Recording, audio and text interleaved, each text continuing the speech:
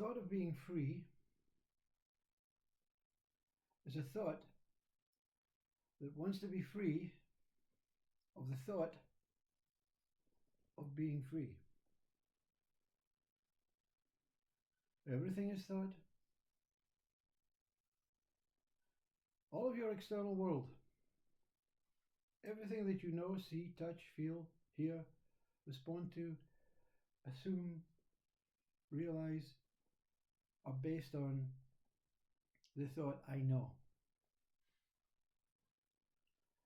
I know I have a thought that I want to be free. So who is the I that knows? You know, a really honest and genuine speaker will continue to barter and irritate and annoy with a revelation of not showing you the gate or the door, but saying it's okay to open it. It's not what you think. Freedom is not what you think. You see, thinking is the act of imprisoning, not in a bad way. You see, all thoughts are based on your judgment, your conditions, your understanding, your needs, your methods, your practices, your religion, your culture, into what you believe is true.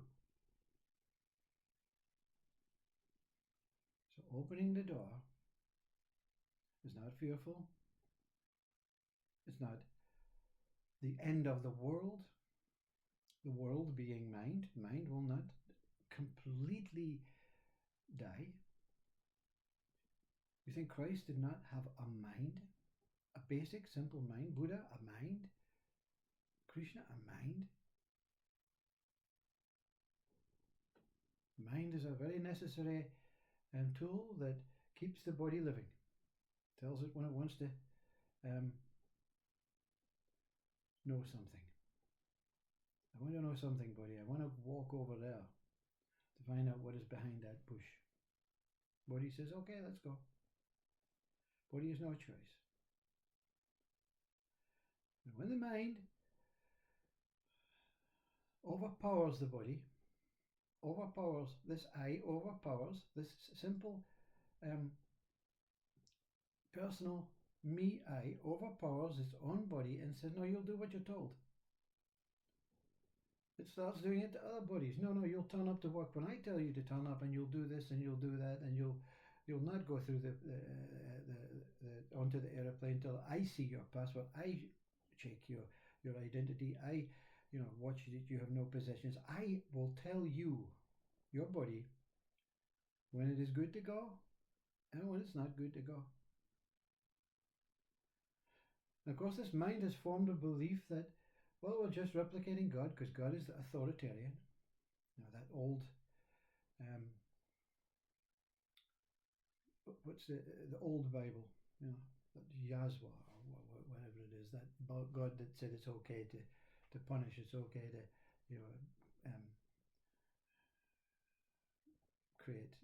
do nasty acts. You see, and then Jesus comes on with his new God and says, no, that's not the real God. This God is beautiful.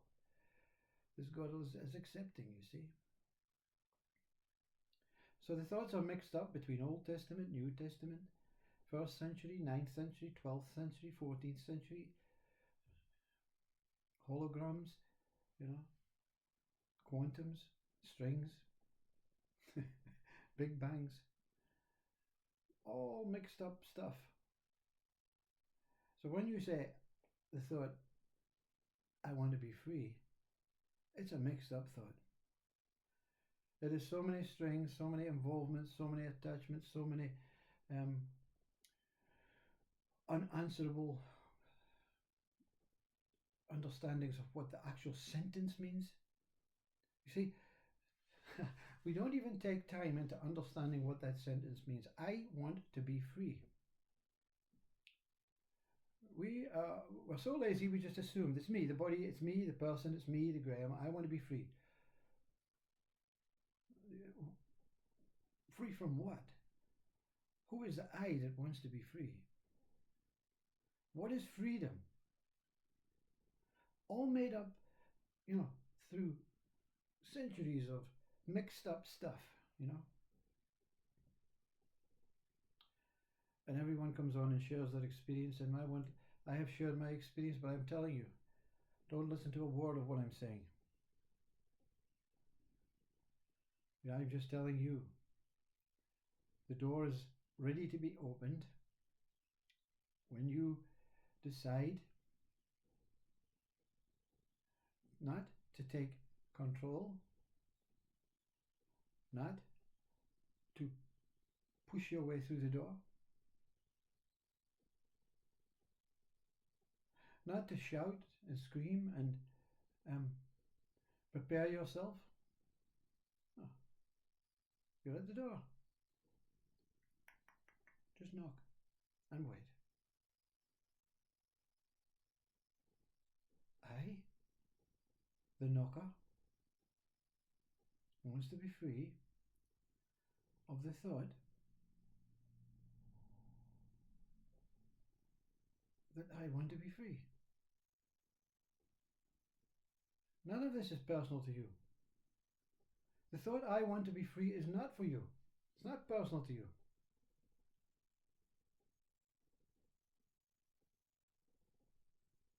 So where is the thought arising from? Where is the thought I want to be free if it's not personal to you? It's not your I. You're not taking ownership. You're not taking responsibility. You're not taking this thought to be mine and I must act. I must do something to act. I must create more thoughts to get myself out of this thought that I want to be free. So where is this thought arising from? What gives it the right to interrupt while you're at the door?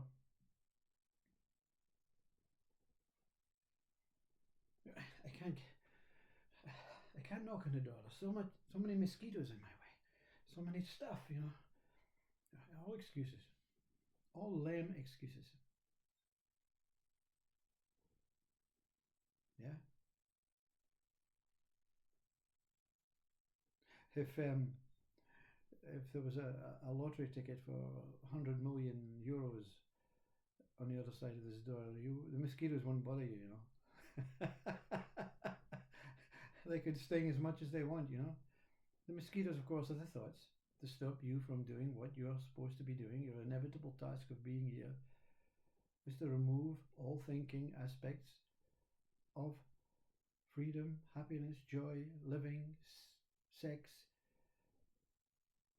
anger, beliefs, hopes, attachments, relationships, associations, all these thoughts. You're not removing the activities. The activity of life will continue. Everything will flow. You don't have to wait for the thought. Life will take its own responsive ways to its own life.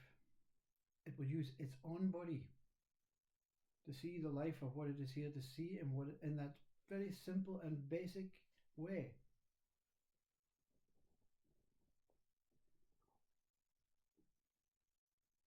It won't even knock on the door. It will turn away from the door and say, I don't need the door. I don't need to be free. I don't need the thoughts. I don't need happiness. I don't need anything that this mosquitoes keep. Yeah, the woodpecker. Well, take this thought, you know. You can be rich, you can be successful, you can be happy, you can be beautiful, you can be successful, you can be the one, you could be a saint, you could be a guru, you could be enlightened, you could be awakened.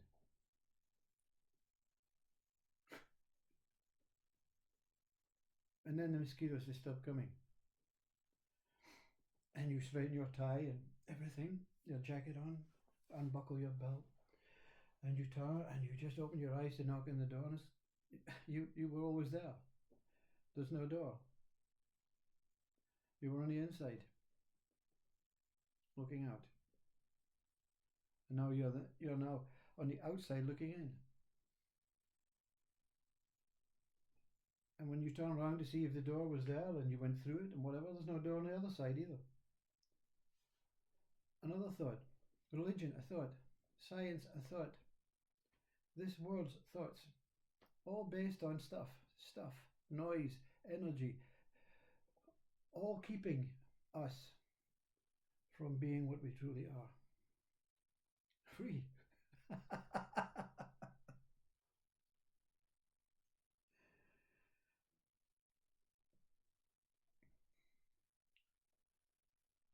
Have you ever opened your eyes and said, look at this?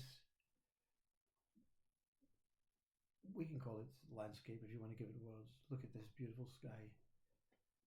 Wow. I can't believe I can see these things. I can't believe that I'm alive and free. And as soon as you say that the mosquitoes, you're not free, you're a prisoner. You can't even go take your car onto the parking zone because they're going to put you a ticket on, they're going to do this, they're going to do that, they're going to do everything they possibly can. And they will, because they don't want you to be free. Because they're not free. You know, we're all little envious children of the other ones, you know. That one speaks on YouTube about being free. Who the hell does he think he is, you know? I want some of his freedom. And if I don't get it, I'm going to take his freedom away, you know. That's our mental constructed psychological human evolution ways. All protesting, all talking in riddles, nonsense stuff, all wondering about the environment and the economical state of the country and the wars and the religious dogma and the science is arguing against whose spaceship is the fastest and who will find the next living planet the first. How sick.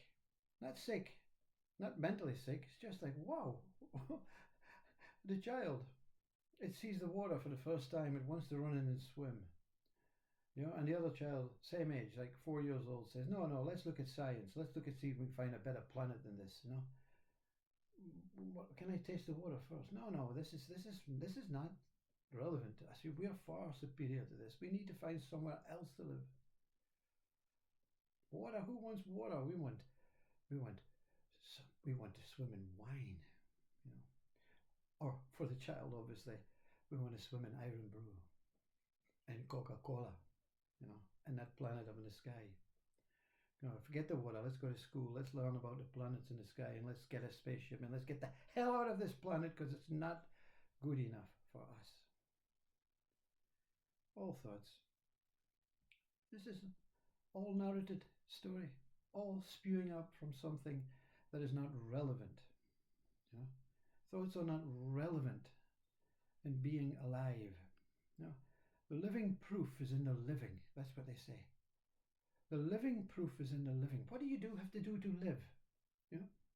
What do you have to do to just live, to exist, to be here? What do you need, you know?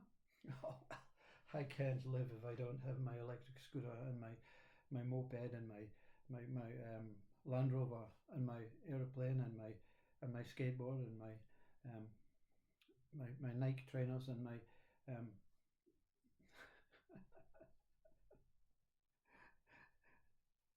all extras.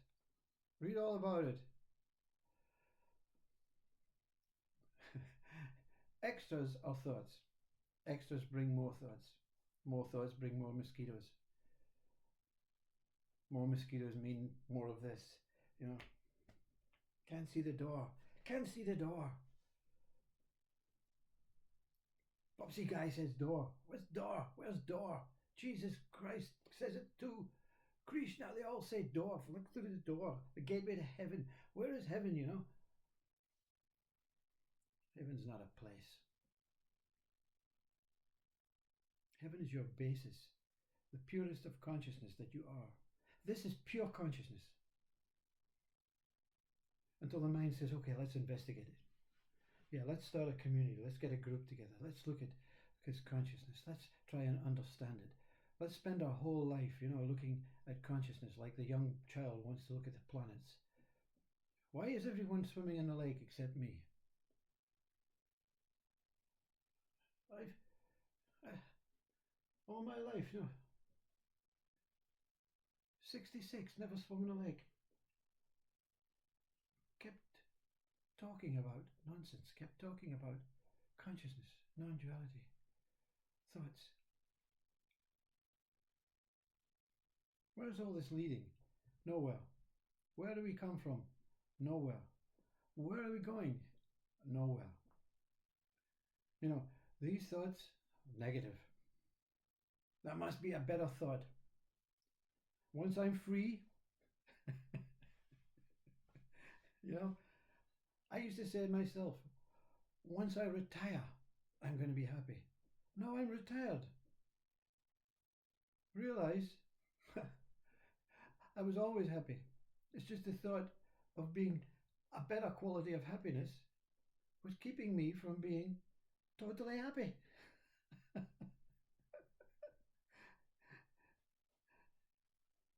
My God, Jesus says, until you become like children. I used to suck my thumb till I was 11. Used to walk on my own in the wilderness. Didn't realize where I was going, what I was doing, and what I was thinking about. No thoughts were bothering me. No mosquitoes around my head. No door. Walking freely. Freely. And then you go to school and they say, yeah, what do you want to get out of life to make you happy? Oh, I don't know, teacher, what should I get? Well, if you get a good job, you get a lot of money, you get a yacht, you get a house, you get, I'm not trying to promote major success. I'm just saying, you might get married, you might get a little council house, you might get some children, you might get all these things. You're going to get these things if you go to school or not. You're going to get a job whether you go to school or not. So we need to work, we need to get food, we need to get all these things. What is this educational system? The thing about enlightenment is you return like the child and you see these manic politicians, manic psychologists, philosophers, and you start becoming them. You're becoming one. And then you say, what the hell? All in the House of Commons, yay, yay, yay. And they've never swum in a lake. No time for that, Have to look at the budget for 2036, Will you be here? Not really important. Doing it for my children so that they can swim in the lake. And then they get born. Can I go swimming in the lake, Dad? No, you have to go to school. Need a good education. Need to be a politician. Need to be this, need to be that, to get some money, to get things so that you can speak about the same things so your children can speak and their children can speak and the lake is free. The thought is free. The lake is free. Life is free. We have a mind that says, no. Make effort. Work hard to be free. Work hard. Talk. Do everything that you possibly can, but don't be free and happy. So that you continue fighting with God, continue fighting with your spirit, continue fighting with your mind, continue fighting with the politicians, the governments, the kings, the queens, the psychologists, the teachers, the police, the federations, the health boards and all. Well, let's fight with them for the rest of our life. That's what we do, We're free to fight, It's Sunday. I go swimming in the lake. I don't think the temperature's right, but you know what? That was a thought to stop me from swimming in the lake and being free.